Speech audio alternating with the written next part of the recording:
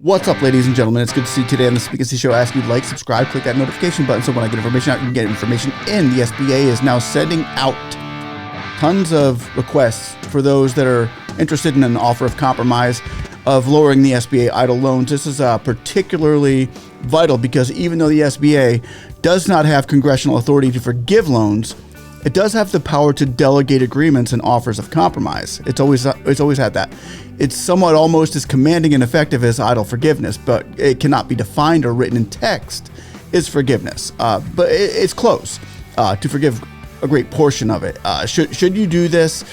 What does it mean? And are we any closer to getting that EIDL loan totally off our backs with complete EIDL loan forgiveness? And for those who didn't get the EIDL 10K grant, would you consider that a wash if it was taken off the top of your loan? Not a bad wash. I think a lot of you have said, yeah, you could do that, and they'd be very happy with that. What's up with the major media outlets giving EIDL loan forgiveness airtime? That seems to be making headway. Like the headline that just came out yesterday, April 25th, 2023. The SBA may not be pursuing loan payments of $72 billion. Just like my last EIDL video mentioned, exact number to be precise, because $72 billion would cover all those loans of $100K or less. Hello, everyone. In case you don't know, my name is speaknsee. I'm here to help small businesses, and this is like a platform we have kind of turned over to them. I'm still here fighting and calling congressmen and senators to fight the good fight for small business owners such as yourself. And if you're not part of this small business family, well, like, subscribe, and now click that notification button up there so that when I get information out,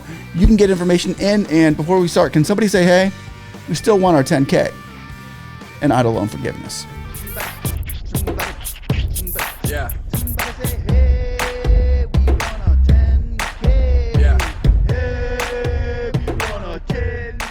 There's more than one way to skin a cat. And with the SBA sending out the offering compromise, in case you all remember, for those who don't, I did a video over a year ago on the SBA and saying, well, maybe we could issue offering compromises and when things start looking really bad. When you're in as deep with the SBA EIDL loan grants, you can read the writing on the wall and sometimes write the script before it's told to the general public. Well, this is the insight many will need to get through the blows that your small business may take during the whole process, and it or maybe already has. Without this vital information, it's going to be much harder. So be sure to like and share this with other small business owners and subscribe. Now let's get into what's going down here. Tackle the offer and compromise for starters, and then we'll go into the 100K. The SBA has drawn up the application, and by request, you can receive an offer of compromise from the SBA in order to lower the amount of loans taken out.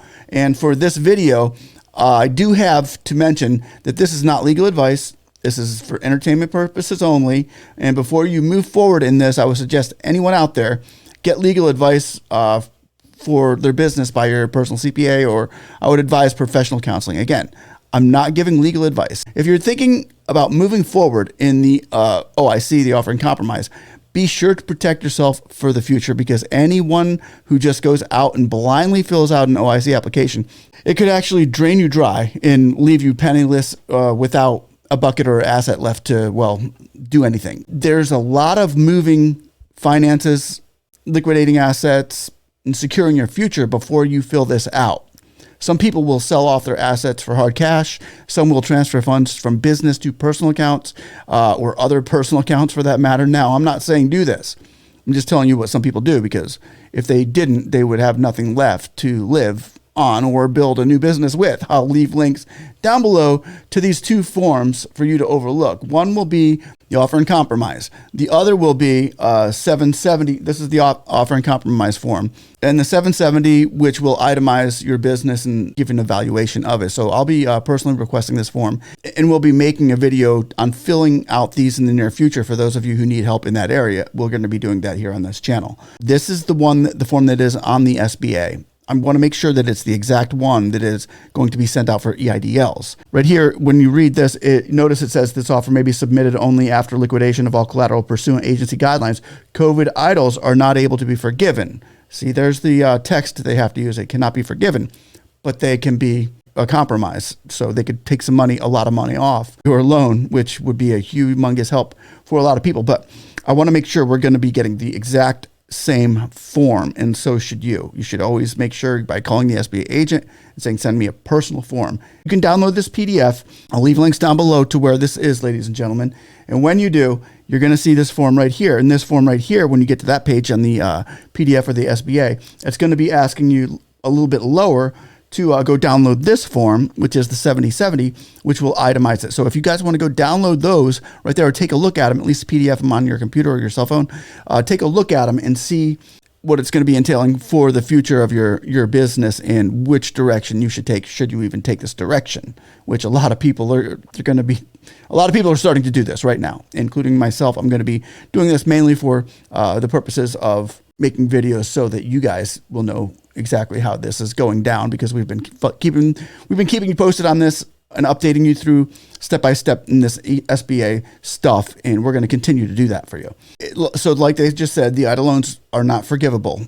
So now EIDL forgiveness is still being talked about, but yet not yet by any state senators or state reps, meaning no bill is going forward at the moment to the table. And I've heard mention of getting as many people as possible to just simply not pay the loan. And just to be clear, I am not on board with that, and definitely would not condone those actions right there of just saying, oh, we're not going to pay it, screw it.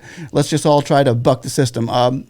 There are legal means and honest means to getting things done, and that's how I'd like to see the whole world operate. So I'll operate in that manner. I'll sow that seed to honor and respect the way things are going to go down. And I wish our state senators and congresswomen and men would act accordingly as well, since they're the ones who shut us down and wreaked havoc on Americans with lockdowns and mandates and destroyed our economy and our business. So take note, American senators. As American small businesses are doing the right thing, so should you, and forgive these EIDL loans. I'll continue to tell them to do the right thing as well, and that right thing is to forgive these EIDL loans. An offering compromise I'd like to send them would be to start forgiveness off with the $72 billion that would take the weight off of all those small businesses that took out loans of $100K or less. They'd be washed. And as things move forward, leave larger loans. Quit having small business hearings that only deal with a fraudulent loan. That gets us legitimate borrowers nowhere, and I think it's why they do it. In my humble opinion, it's a grandstand of just political small biz, flossy, nosy, nihili pillification. Okay, and we've had enough. I joined a small business chat session with my congresswoman here in Florida last week, and it was a waste of time for me and every other small business owner in the area that was in the chat session. And in our news and media, we're finally seeing some light with getting more attention with the EIDL loan issue. Small businesses are going bankrupt. So continue your prayers in getting this EIDL forgiveness, and let me go over this story that was just mentioned on the website that I showed you about the $72 billion. The small business, let me move this over here. The Small Business Administration sponsored the Economic Injury Disaster Loan Program during the pandemic to help small businesses get temporary loans to help weather tough times. Now the SBA Inspector General is investigating whether the SBA is not trying to collect the loans under $100,000, which amounts to $72 billion, despite clearly telling borrowers and loans awarded would have to be repaid. The SBA has faced growing concerns about its ability to collect full sums it's owed. The Washington Post reported, as we went over that in the Washington Post report a few weeks ago. Now, there's a speculation that the agency has stopped pursuing collections on smaller loans, with the SBA Inspector General investigating up to $72 billion. This comes on the heels of the countless potentially fraudulent loans from both the EIDL and Paycheck Protection Program, which, according to the Post, have cost tens of billions of dollars. The latest estimate of PPP fraud coming is at $80 billion. A spokesperson for the SBA told the Washington Post that the official agency policy continues to be to collect on every loan.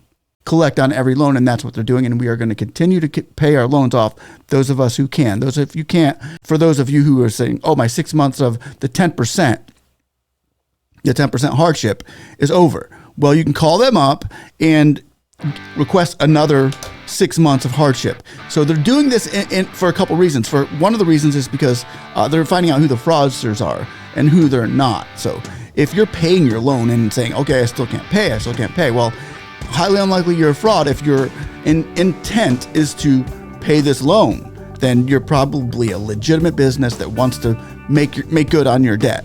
So, but for those that are just not contacting the SBA, those are the ones that are going to be getting chased down. The ones that are saying, oh, screw it, I'm just not going to pay, and leave all run amok. So don't do that. And in our news and media, we're finally seeing some light and getting more attention with EIDL loan issues. So continue your prayers. Pray for EIDL forgiveness. And if God is for us, who can be against us? So stay blessed. Lots of love to you all. Keep fighting, and we will keep the faith for forgiveness moving forward. And as we also forgive others, forgive as you will be forgiven. And can somebody say, hey, we want this EIDL forgiveness, and we still want our 10K. Yeah.